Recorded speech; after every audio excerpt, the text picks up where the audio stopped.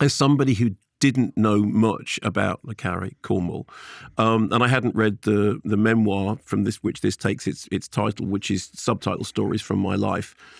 These stories were new. That opening story about the Pigeon Tunnel, which he did repeat, which is a kind of this weird metaphor for this cycle of life and death that will ultimately end in death. And one of the things that Morris does, he's a very dramatic documentarian. So because there have been so many adaptations of Le Carré's stories, he uses clips from those and also newly generated stuff to dramatize the stories as they're being told. And that's very well done.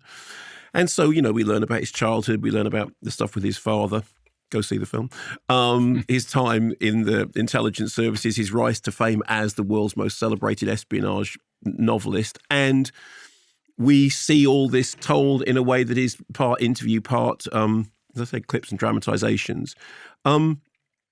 I think that intertwining of private and public life is fascinating. I think the way in which fiction and biography intersect is really interesting. And I do think that the film is as much about Errol Morris as it is about Le Carré. I would say that I think the refusal to talk about the sex life, although Errol Morris is very dismissive. He said, if you want to make a documentary about, his sex life, go ahead and be my guest. The reason it's relevant is because when what you're talking about is agents and double crossing and betrayal, it is absolutely historically true that one of the areas in which agents are done or undone is in their private sexual lives. It just is. And so it's perfectly fine for John Le Carré to say this is off limits. But it is absolutely defined as off limits. And in a documentary which is completely about that idea about adopting identities, presenting what they're doing, of course it's of interest. It's not just a prurient question. It is at the heart of so many spy stories, and it is at the heart of so many stories of betrayal and double-crossing. It's fine that Errol Morris doesn't have a problem with going there, but I think it would be facetious to pretend that it is not an absence because it is declared as an absence. And also because, there has been, it's not like this stuff isn't to some extent in the public domain anyway. So I think it's if like me, you are not somebody who knows Le Carré stuff inside out, you will learn many, many new things. And it's a fascinating story, fascinatingly told. It does have a gap in it that is defined and is walked around, but is absolutely an absence.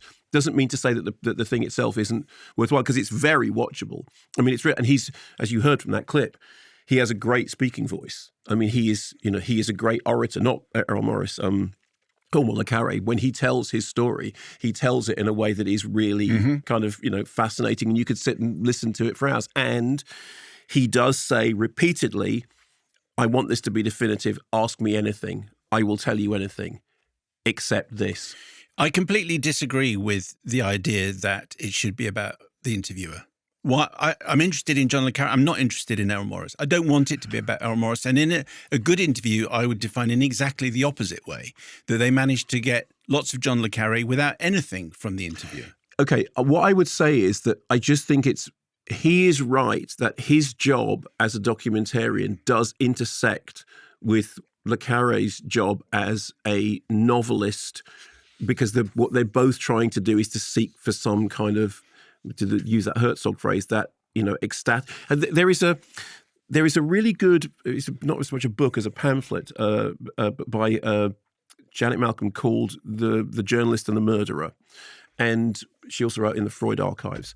And one of the things that she talks about is that in any interview, there is a two-way street, and it just depends on how it is. But it is never subject object. It is always, and I think in this particular case, the acceptance that it is helps the thing. But I also take your point. But I mean, for me, I think that the documentary is as much about Morris as it is about Le Carré, and I see that as a positive, but I can understand that you might not. But it's not that he inserts himself into it, it's just because of the way in which it works. It is an Errol Morris film about John Le Carré. Should I wait for it to be on my television? You won't lose anything by not seeing it in the cinema. Okay. Thanks very much for watching this video. I hope you enjoyed watching it as much as we enjoyed making it. While you're here, check out all the other videos because they're cool too, aren't they? Yeah, and if you want to keep up to date with everything Kermode and Mayo's take, then check out our social channels.